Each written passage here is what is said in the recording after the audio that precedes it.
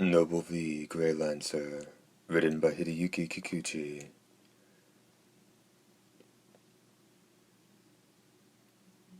Noble v. Greylancer.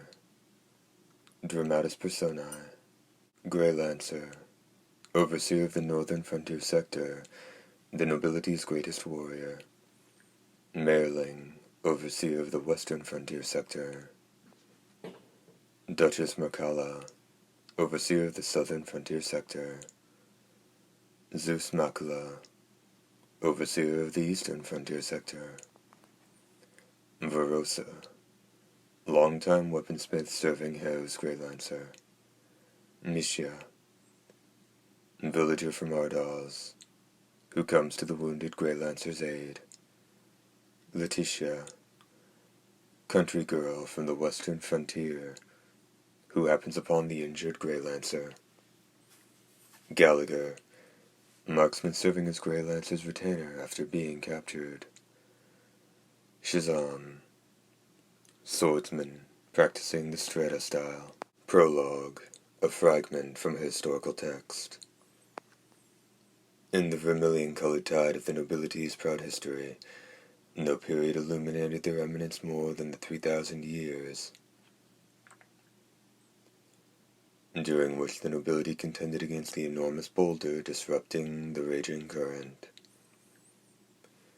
The nobility magically manipulated science to their will, and confronted this enormous obstacle. The enormous boulder was an enemy from outer space. Even the nobles endowed with eternal life might let slip a mournful sigh at the mere thought of the endless depths of the constellations. It was from there that the enemy known as the outer space beings, the OSB, came. These 3,000 years, tinted vermilion, stained crimson, marked by death shrouds and bloodshed, glorified the noble warriors.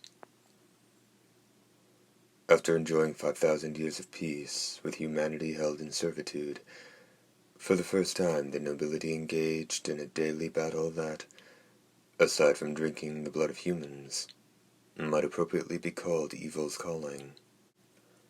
I shall spare you the particulars, only to say that the nobility pitched themselves into a battle with a blood frenzy.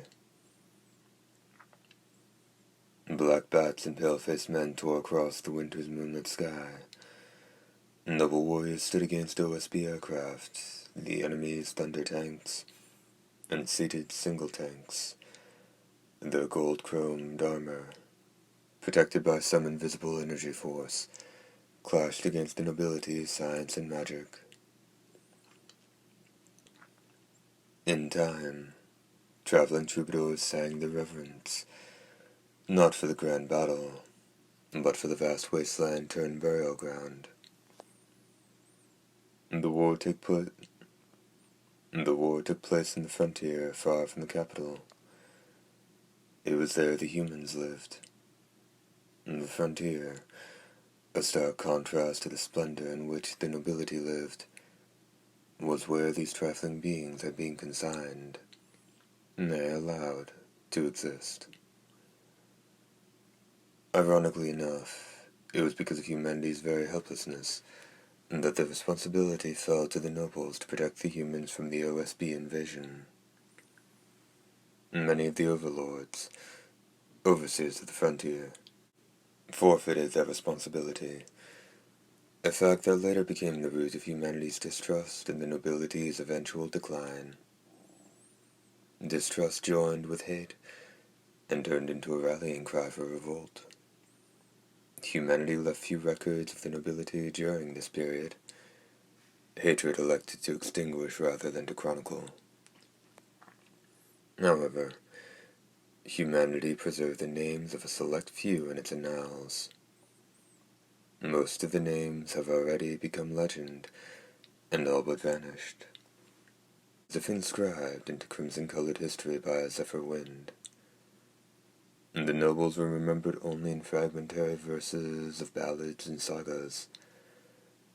Yet some villagers in remote corners of the frontier, defying the winds of time, strove to pass on the meaning of these names from generation to generation. This is a story woven by their chapped lips and shuttered eyes, and also the first name to be spun out of blood, darkness, and moonlight.